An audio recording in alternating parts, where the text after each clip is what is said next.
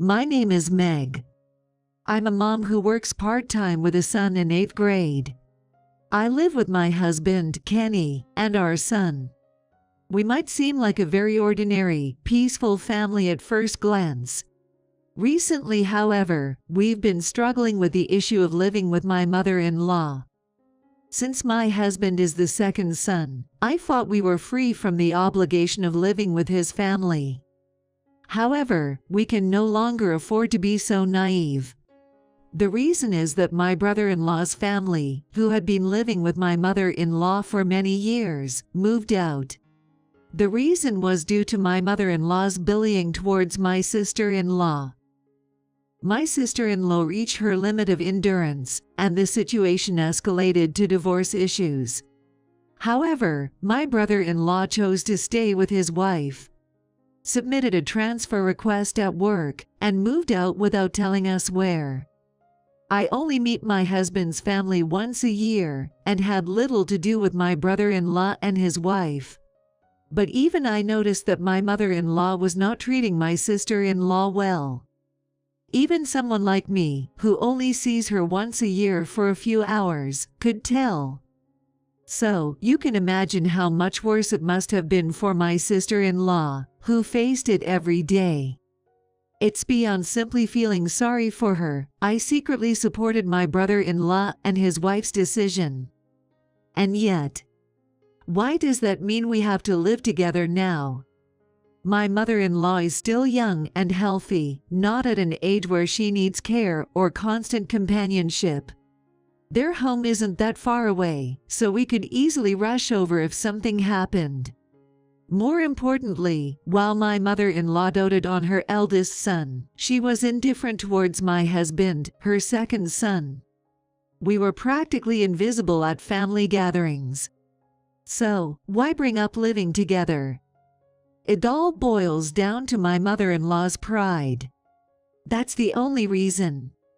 If word got out that she drove away her eldest son's family because of her bullying, it would look bad socially.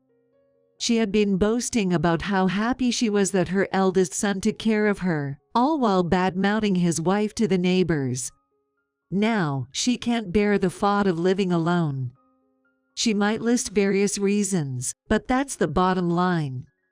My mother-in-law tried to gain my sympathy by endlessly telling me how terrible my sister-in-law was. But even if what my mother-in-law said was true, I can't live with, let alone trust someone who speaks ill of others so easily. It's bad for my son's upbringing. My brother-in-law even warned us. No matter what mom says, you don't have to listen. Concerned that we might get caught in the crossfire, so I firmly refused to live with her. But here's the thing. Initially, my husband vehemently argued against living together, but lately, something's off with him. We usually only contacted my mother-in-law during the holiday season, but lately, he's been calling her a lot. After those calls, my husband seems inexplicably in a better mood. Watching him, I felt a certain unease. I worried that my husband, always feeling overshadowed by his elder brother, was now delighted to be relied upon by his mother. In other words, a typical case of the younger son breaking out. Perhaps frequent contact with his mother had changed his mind. I feared he might soon become enthusiastic about living together and bring it up with us. And then, my fears were confirmed. One day, out of the blue, my husband said, "Let's move out of our apartment and live with my mom at her place." The thought of it becoming a reality shook me, and of course, I opposed it. "What are you suddenly talking about? I haven't heard anything about this."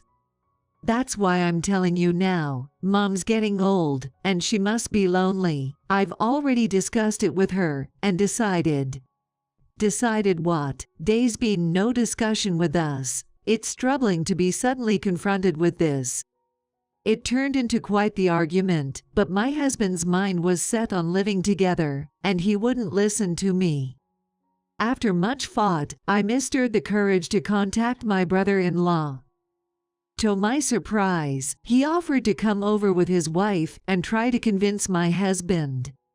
That weekend, they went out of their way to visit us and attempted to persuade him. She's only thinking about herself, you know. You're aware our marriage almost fell apart, right? Even between parents and children. There are times when it's better to keep a certain distance.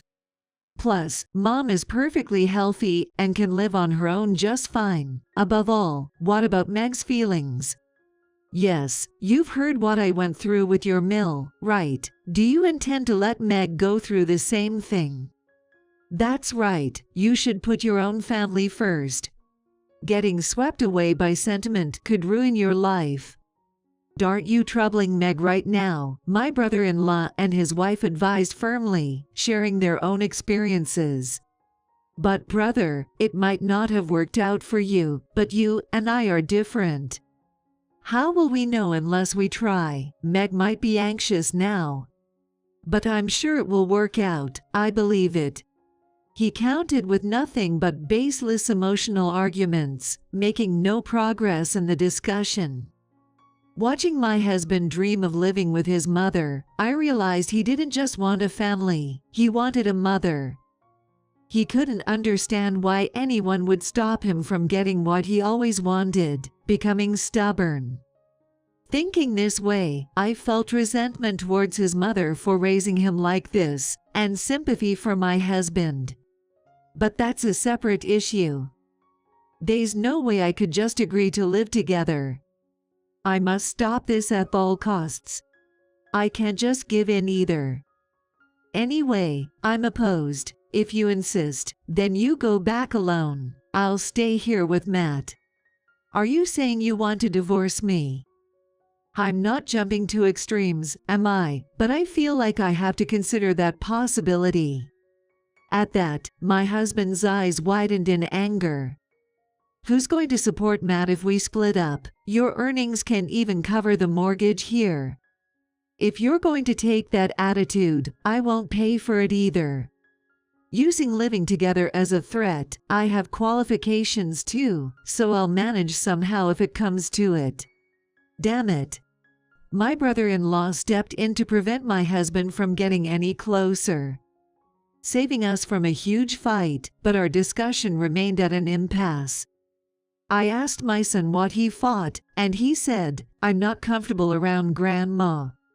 Whenever I see her, it's just bad-mouthing, like talking trash about Uncle's wife or calling me a brat. Plus, does she even remember Mom's name properly? My husband was outraged at our son's words. How dare you speak about my mother like that? Such insolence from a child. And then he turned to me, fuming. This is because of your poor upbringing, that he can say such things without batting an eye. My son understands the situation well.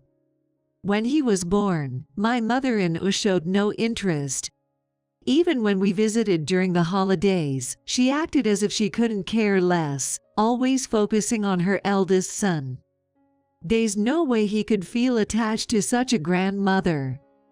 Besides, he's already in 8th grade, not at an age to be coddled by his grandma. He's got his own exams to worry about and is busy enough as it is. I didn't want to involve my son, who's going through such a tough age, in the selfish affairs of adults. Matt feels this way too, and he won't be able to concentrate on his exam studies at your parents' place. Of course, I'm opposed as well. No matter what you say, I will never agree to live together. I stood firm in my opposition.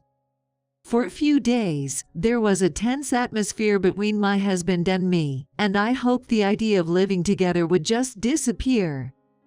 Instead, my mother-in-law started visiting our home more frequently. Juggling part-time work and household chores must be tough, right? I'll support you as much as I can. Roar. Matt is such a good boy, thanks to his mother. I'm so happy you gave birth to such a fine heir. Thank you always. She would say things like that, which made my skin crawl with her overly sweet, flattery-filled words. My husband would proudly say, "See, you guys got it all wrong. My mom doesn't speak ill of others, and she always praises you as a good wife. She loves Matt too, calling him her pride and joy." But I wasn't pleased in the slightest. Instead, I analyzed the situation calmly, suspecting a change in tactics. They launched a campaign to improve their image, hoping to change my and my son's minds. Did they really think such a transparent flip-flop would work on us? Did they not realize that no matter what they said or how much they flattered us, it would only backfire? Indeed, both of them remained oblivious, frequently praising me and trying to appease my son to no avail. Despite my son retreating to his room in irritation, they continued with their saccharine lines. Then, a few days later, when my mother-in-law visited our home again, she said, "See, isn't it about time you and your mother have deepened your relationship?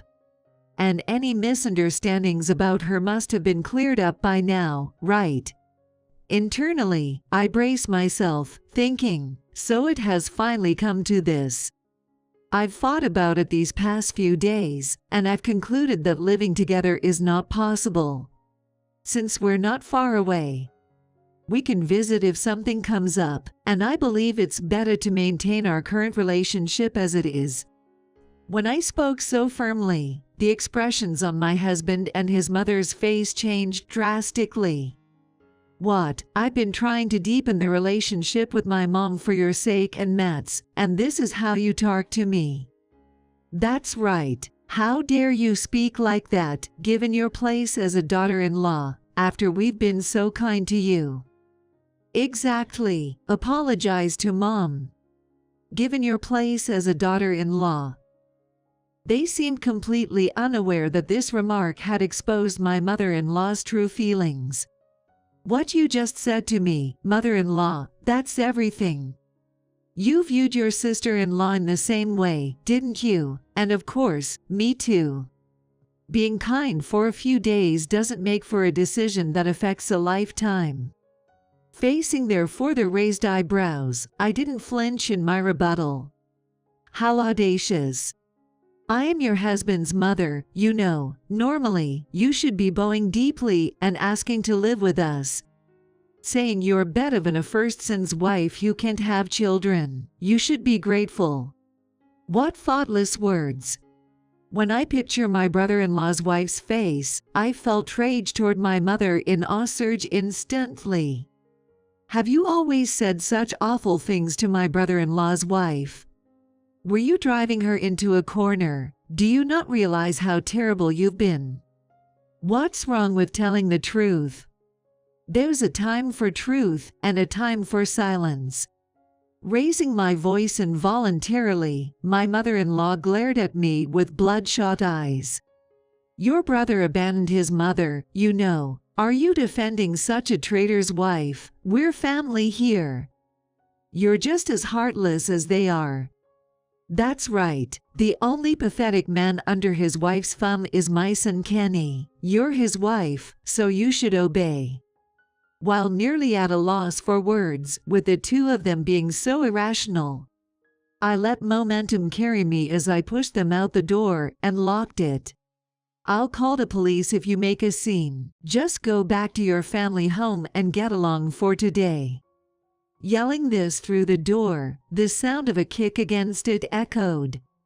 I never thought it would come to this. My husband has already gone over to the other side. It might be impossible to convince him now. Because of his mother's twisted love, my husband is broken. Until just a while ago, we were a normal family. Grief and loneliness hit me simultaneously, and tears overflowed. If possible, I want my husband to wake up. But for now, I didn't want my husband to come back.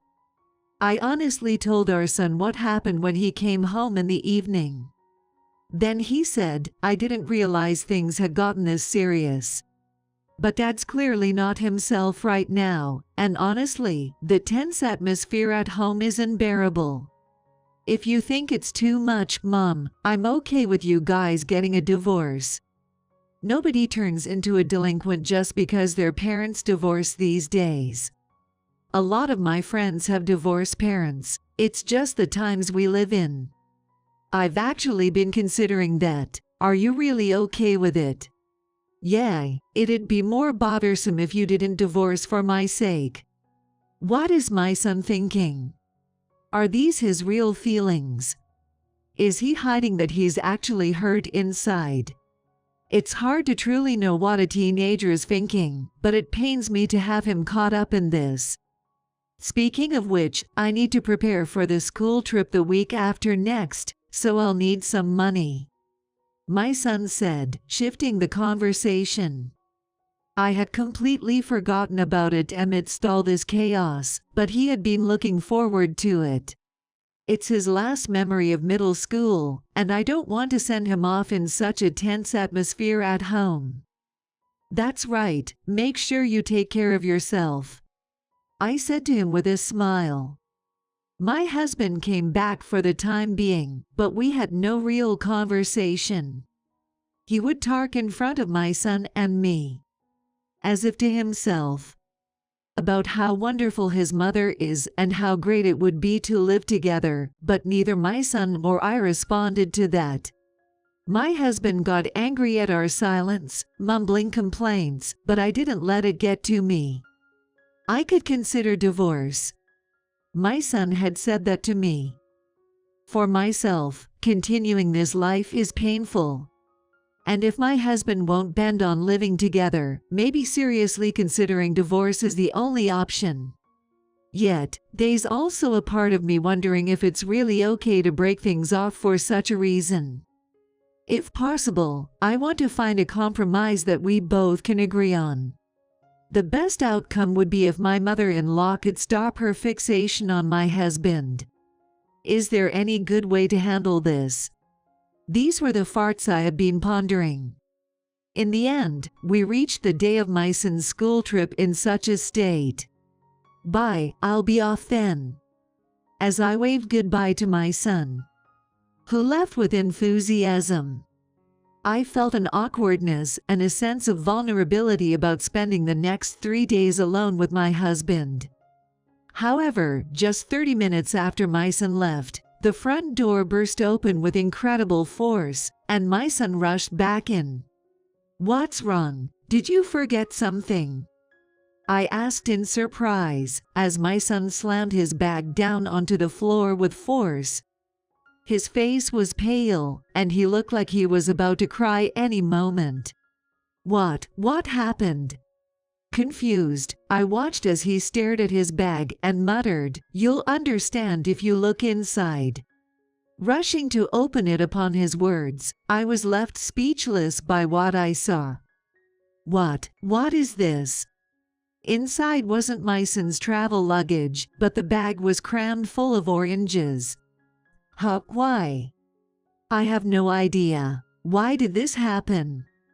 As my son and I were panicking, my husband, woken by our voices, came into the living room in his pajamas. What's all the noise about? I showed the bag to my husband, who was irritable from just waking up. Then, his expression changed rapidly and turned red. Grabbing the bag, he pulled my son by the hand and rushed out to the entrance. Wait, what are you doing? As I hurriedly tried to stop him, my husband paused for a moment and said, "Matt, sorry, I'll let you go on the trip." Then he told me, "I'll come back after dropping Matt off, we'll talk then," and left, ignoring my request for an explanation. Anxiously waiting for my husband's return, about 2 hours later, he came back home. As soon as he returned, he slumped onto the sofa, looking utterly exhausted. What happened? Confused and anxious, my husband explained, "I contacted the school, and they waited for Matt at the bus interchange. He managed to catch the bus just now. He went on the school trip. I was wrong. I can forgive that woman, but I can't forgive myself the most." It was my mother-in-law who had swapped the contents of my son's bag. She had sneaked in with a spare key while the whole family was out the previous day, entered my son's room, and replaced the contents. Seeing the bag crammed full of oranges, my husband immediately knew it was his mother's doing, because he had been subjected to similar treatment by her in the past. As a child, whenever there was a field trip or event, he never got anything new. Instead of a backpack he wanted, she handed him an old shopping tote she had used. Not just that, but when he requested something for his lunchbox, she would call him an utterly spoiled and unbearable kid, expressing deep frustration.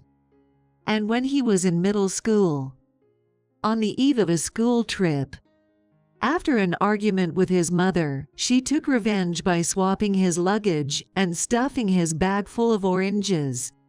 Understandably, he was deeply embarrassed, and what was supposed to be a cherished memory of his last middle school trip turned into a painful one he wished to forget. He had sealed away those painful memories, but seeing his son's situation this morning brought everything flooding back. Indeed, his son's luggage was found at his mother's house, just as he had suspected, tossed into a corner of the room. When my husband confronted his mother, she defiantly said, "A brat who doesn't listen doesn't deserve a trip. I had to do this, or he and that foolish wife of his would never learn. You're not strict enough, so I had to step in. This will teach him and that stupid wife of his a lesson." Awakened by those words, my husband quickly swapped the contents of the bag back, apologized to the school, and had them wait at the interchange, where he sent our son off. Then, worn out and still in his pajamas, he came back to me. "Matt made the bus, but just because he got there safely doesn't make everything okay. I hurt him. I wonder if he's being made fun of by his classmates, if he can truly enjoy the trip. You." As I reached out to touch his shoulder, my husband started crying like he was choking back sobs. "I'm sorry, so sorry." Sobbing, his voice was so soft, he looked just like a child. More than the joy of him waking up to reality, I felt sorry for him and couldn't find the right words, so all I could do was be there by his side. Afterwards, I called my brother-in-law and reported what had happened. My brother-in-law, while outraged, apologized to me and said he wanted to apologize to my son when he got back. Asked by my brother-in-law, I handed the phone to my husband and listened in. "I've always felt sorry for you since we were kids. But there was nothing I could do, and I couldn't help you. I'm really sorry. But being with that mother, I would have broken myself, so I ran away. Because of that, I made you suffer more than when we were kids. From now on, I'll do what I can to help. So think about your own happiness and take care of your family," he said with a heartfelt apology. Holding the cell phone, my husband cried again. 3 days later, our son came home. My husband and I had been preparing our words of apology while our son was away. But he returned home as if nothing had happened, with a cheerful face. "Hey, about." Contrary to our solemn demeanor, he said, "I'm fine, Dad. When you took my stuff from Grandma, I thought, isn't everything all right now? It was so much fun. After that, I was kind of a star," he said with an upbeat tone. "Are you trying to be considerate of us?" When I asked this, unable to shake off my worry, our son replied, "Why, I said I had fun, and you guys are okay, right?"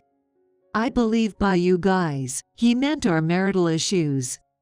My husband and I inadvertently looked at each other upon hearing our son's nonchalant tone. "Yay, we're okay." When I answered that, our son showed a satisfied smile. "Then it's all good. Hurry up and make dinner."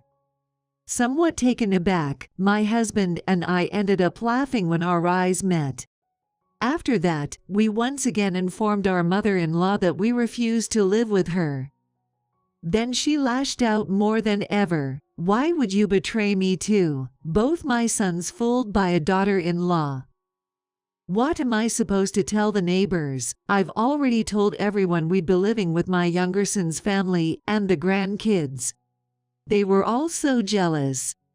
What about the remodeling we were going to do with your money? Are you okay with leaving me all alone? You're heartless.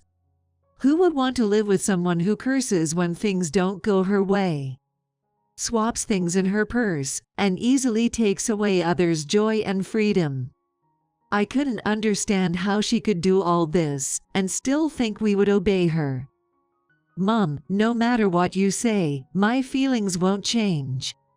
I'm over what you did to me as a child. I'm an adult now. But I can't forgive what you did to Matt. I can't let my precious son be involved with someone who can treat their grandchild that way. That's because your wife and grandson wouldn't listen, so I had to discipline them. That's not discipline, that's just selfishness. You have no right to do that. How dare you talk to me like that, to your own mother?" Although his mother continued to berate him, my husband looked at her with a firm resolve, unlike before. "Mom, I'm not a child begging for a mother's love anymore. I will protect my family from someone like you." It's probably the first time my husband really stood up to his mother. Seeing her usually fierce face lose words for a moment as she looked into my husband's eyes was something. I'm sorry, okay? I just wanted to give you a little trouble. I'm lonely, and well, I won't do it again. I'm old after all, right? Let's let bygones be bygones and live well together from now on." Perhaps realizing that being confrontational was pointless, she suddenly adopted a softer tone, pressing on.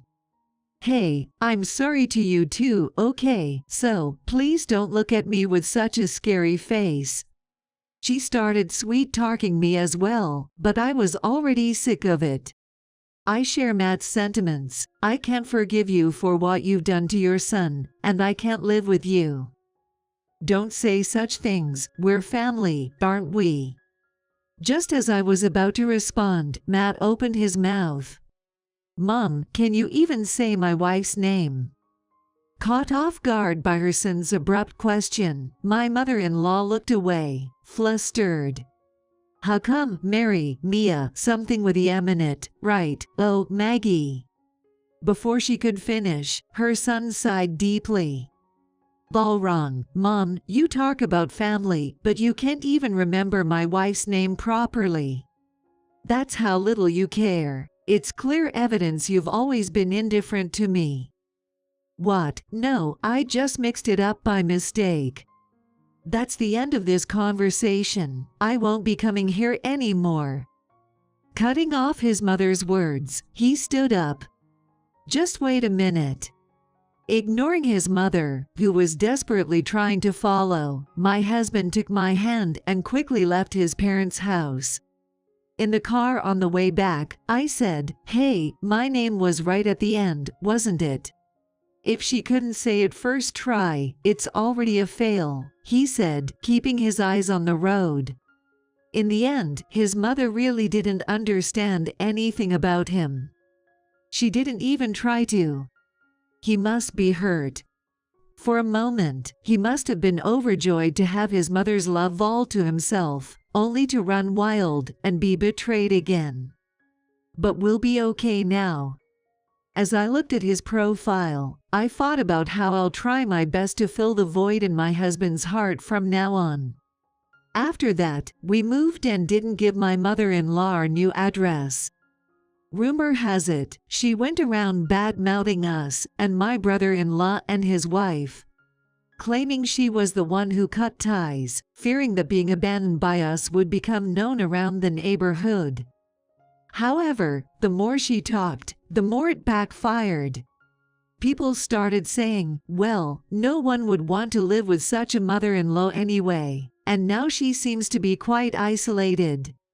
She's healthy and has a solid inheritance and pension from my father-in-law. So I just hope she accepts her solitude and lives peacefully. My husband occasionally keeps in touch with his brother. And I've also become more involved with my brother-in-law and his wife than before. Our son has become a high school student and is living a busy life. You can't choose your parents. Reflecting on how our family was nearly destroyed by my mother-in-law's selfish behavior made us deeply contemplate the nature of love.